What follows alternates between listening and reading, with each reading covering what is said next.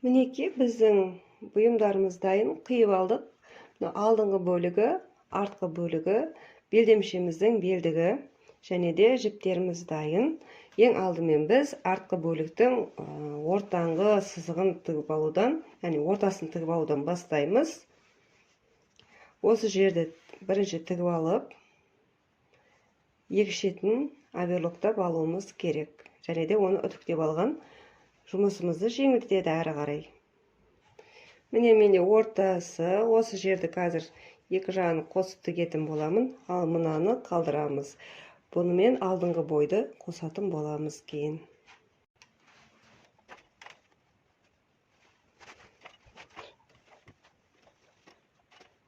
Тігіп алдық, үтіктеп, оверлоктап. Енді осыған алдыңғы бойдың қосамыз. Ол үшін міне мынау бел жағымыз, осы жаққа алдыңғы бойдың бел жағын қосып, матаның шеттерін бір-бірімен ұштастырамыз. Және де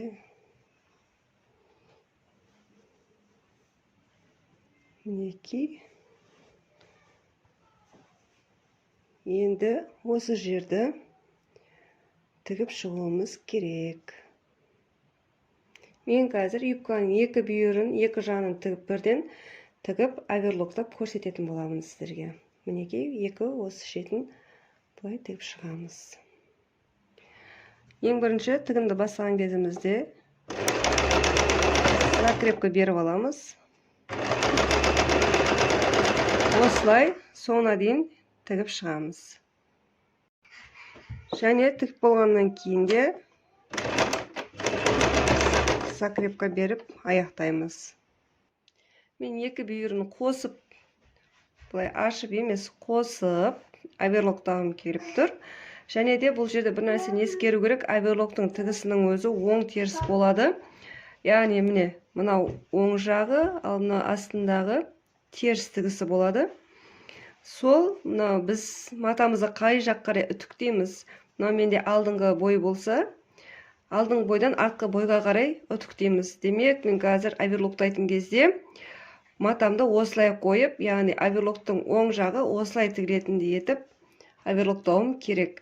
Ал келесі жағын керісінше, бұл екінші бүйірі бізде бұл артқа қарай осылай үтіктеледі. Оны етек жағы ғой менде. Осыны былай қарай, қазір төменнен жоғары қарай оверлоктайтын боламын. Қазір болған соң көрсетемін, сол кезде түсінікті болады. Мінекей менде екі жағында тігіп үтіктеп алдым. Жаңа айтып жатқаным міне мынау былай қарай жатады. Ал мына екінші бүйірі бұл да артқа қарай осылай жатып үтіктеледі және де тігісі оң бетінде тұрады. Енді бізге белдігін қондырып алу керек. Белдігімізді біз алдын ала пішіп алғанбыз, және де бұның ені біздің қондыратын резинамызға байланысты болады. Менің резинам мінекей, осы сіздің резинаңыздың қалыңдығынан 1,5 сантиметрдей, кішкене 1 сантиметр, 1,5 сантиметр тігіске қалдырып пішіп аласыздар. Ал ұзындығы 180, ұзындығы болса 120 болады, яғни 60 сантиметр. Өйткені біздің мына беліміз 60, сондықтан мынауда осы тұрысы 60, ашқан кезімізде 120. Енді мына жерден тігіске қалдырған болатынмын. Осы жерді тігіп шығамыз, және де осыны кейін екіге бүктеп, қайырып, мына белге қосып тігеміз осылай. Мінекей мен белдігімді тігіп алдым. Енді белдігімді осылай, мына оң жағы, дәл ортасын осылай белгілеп аламыз, екіге бүктеп, және де бізде артқы тігіс бар ортада. Осы сызықтарды мынамен былай беттестіріп, инемен бекітіп аламыз.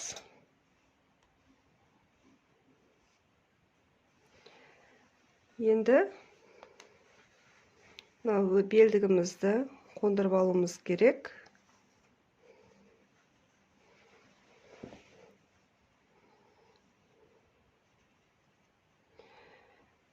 Бірден машинкамен тіге берсек те болады, бірақ та ең алдымен осылай қондырып алған өзімізге өте ыңғайлы.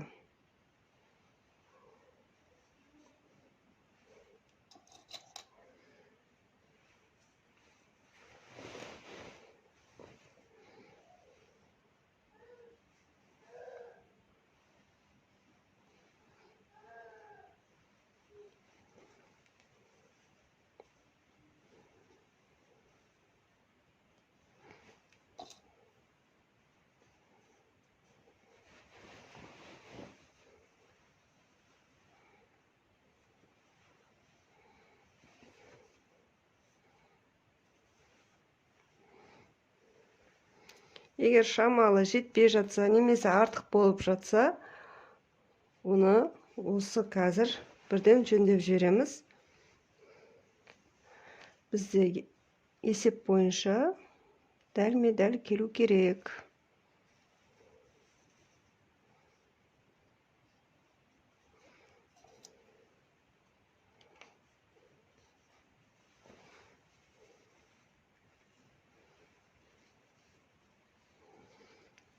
Енді мына шетінен бастап тігіп шығамыз. Мына шетінен бастап тігіп шығамыз.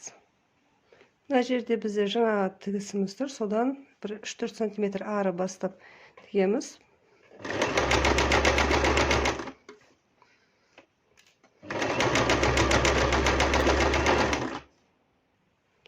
Тігіп жатқан кезімізде бізде 3 слой, сол барлығының бірдей жаттуына мән береміз.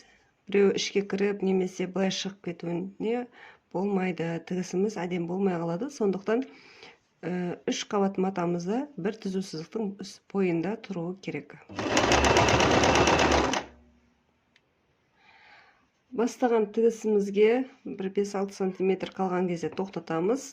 Себебі бізге мына аралыққа белдіктің ішіне резина кіргізуіміз керек. Сондықтан да осы жерден тоқтата тұрып, қазір резинаны кіргізіп аламыз. Содан кейін барып мына жерді қайтадан тігіп шығатын боламыз.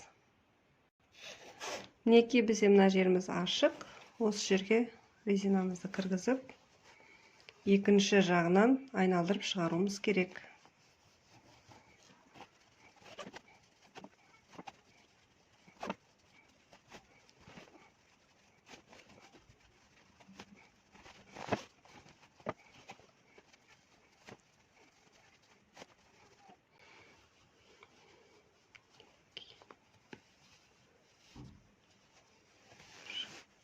Мінекей, енді мына екеуін бүйтіп қарау керек. Айналып кетпеді ме екен резинамыз? Бірдей. Енді мына жерді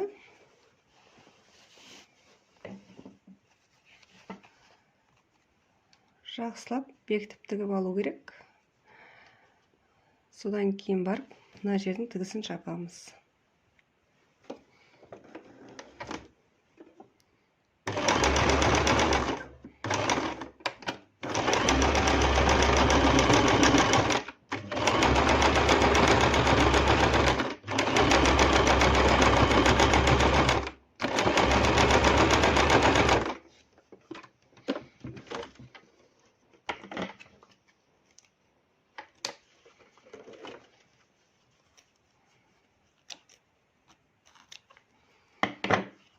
Ашылып кетеді деп ойламаймын. Енді ішіне кіргіземіз. Жиналып қалған бүрменің барлығын резинаның бойымен айналдырып шығамыз. Егер сіз өзіңізге тігіп жатқан болсаңыз, бірден киіп көріп примерка жасап алыңыз.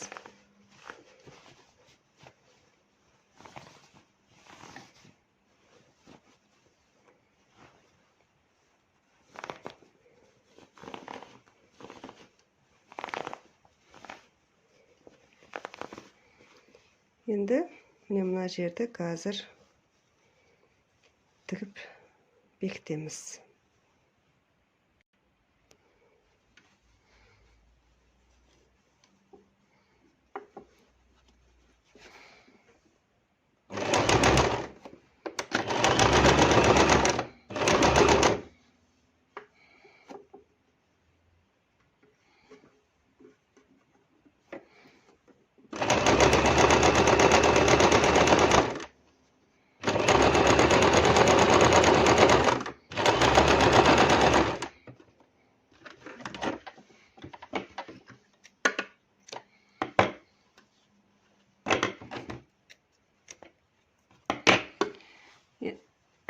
Енді оверлоктаймыз.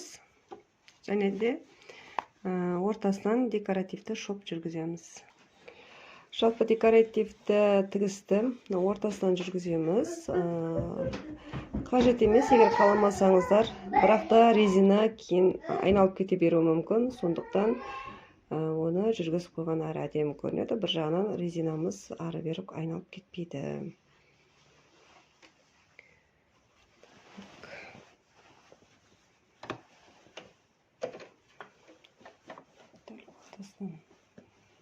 Бастайық.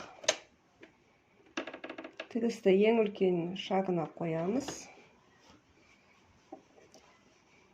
Былай керіп отырып тігеміз.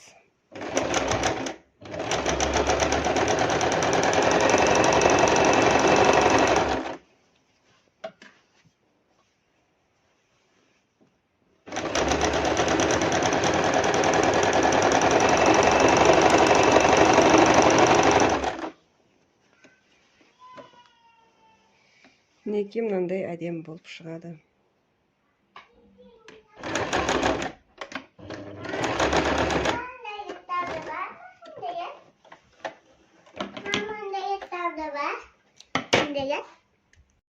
Осындай кең етекті, көбінесе қиғаш болып, косой болып кесілетін, пішілетін киімдерде мүмкіндігінше етегін минимальный қайыруға тырысу керек. Жаңағыдай 1 сантиметрге не болмаса 0,5-қа қайыруға тырысу керек. Егер де мынандай үлкен көлемде осылай 2 сантиметр, 3 сантиметр етіп қайыратын болсаңыздар, қараңыздар, мынандай валан болып қалады да. Бұл өте әдемі көрінбейді. Оң жағынан да, сол жағынан да сіздерге әдейі көрсетіп жатырмын. Сондықтан бұның етегін бұлай емес 1 сантиметр етіп қайыратын боламыз. Қыздар, осылай шетінен 1 сантиметр етіп, не болмаса 0,5 қайырып отырып, етегін қайырып тігеміз. Сонымен біздің юбкамыз дайын болады.